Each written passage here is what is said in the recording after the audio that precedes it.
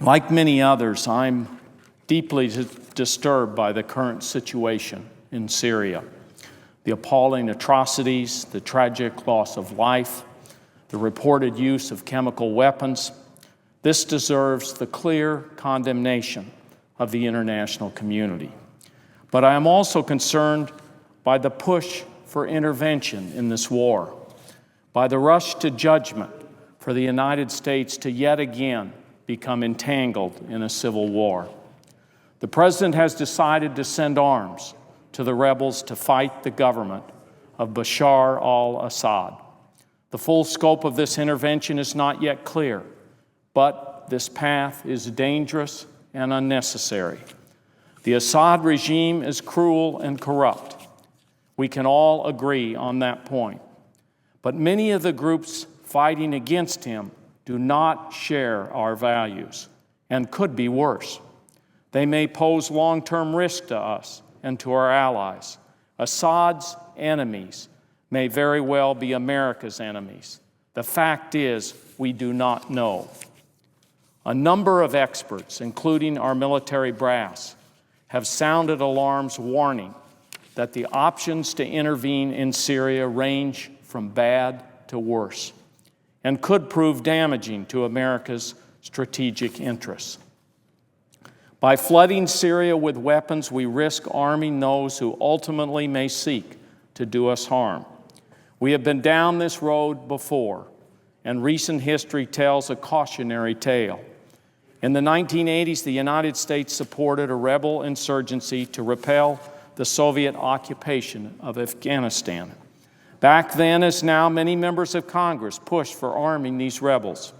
The United States supplied weapons, intelligence, and training with the goal to defeat the Soviets in Afghanistan.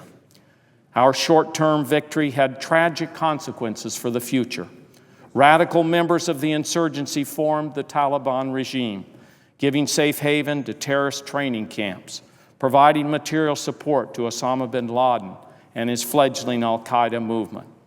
Through state-sponsored terrorism in Afghanistan, al-Qaeda thrived and perpetrated attacks on the USS Cole and the World Trade Center on 9/11. The aftermath has been more than a decade of war, with tragic loss of American lives and treasure.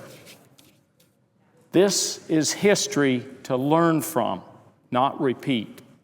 And yet many who advocated for previously disastrous Middle East interventions are leading the charge to arm groups we know little about and to declare war through airstrikes on another Middle Eastern country. What little we do know about the Syrian rebels is extremely disturbing. The opposition is fractured. Some are sympathetic to the enemies of the United States and our allies, including Israel and Turkey. There are reliable reports that some of the rebels even include Iraqi Sunni insurgents, the same groups who killed many United States troops and still target the current Iraqi army and government. We know that American law currently considers some of the rebel elements to be terrorist groups. The U.S. has designated one of the key opposition factions, the Nusra Front, as a terrorist organization for being an al-Qaeda-affiliated group. Speaking of the Syrian opposition, the opposition is very unorganized. They lack a chain of command. They are subject to deadly infighting, and if they are able to defeat Assad, they may turn on each other, or worse, the United States or our allies. Simply put, once we have introduced arms, neither we nor their fighters may be able to guarantee control over them. Such weapons could end up in the hands of groups and people who do not represent our interests, possibly including terrorists who target the United States, our allies like Israel and Turkey, and the Iraqi army and government. An Iraq that we spend billions of dollars and thousands of American lives to establish.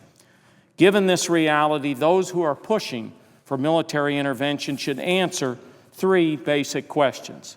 Can arms be reasonably accounted for and kept out of the hands of terrorist and extremist groups? Can they assure us that those arms will not become a threat to our regional allies and friends, including Israel, Turkey, and the government of Iraq? And if the answer to the two previous questions is no, can they explain why transferring our weapons to the rebels, whose members may themselves be affiliated with terrorist and extremist groups, is a sensible option for the American people? What national interest does this serve? I do not believe that those questions have been answered. I think the majority of the American people agree. They do not see the justification of our intervention in this civil war. We need to slow down this clamor for more weapons and war to Syria, and to take a step back from this plunge into very muddy and dangerous waters. Stopping radicalism and protecting our allies is of vital importance. However, we come to the ultimate question, and one that has not been adequately answered. Will this hasty march to intervene in another Middle East conflict achieve these goals? Or will it ultimately harm the interests of the United States, leading to yet another bloody, costly overseas conflict, and ironically worsening the terrorist threat? We should listen to the lessons of history. After over a decade of war overseas, now is not the time to arm an unorganized, unfamiliar, and unpredictable group of rebels. Now is not the time to rush headlong into another Middle Eastern civil war. The winds of war are blowing yet again, and we should be ever vigilant before we venture into another storm. Thank you, Madam President. I yield the floor.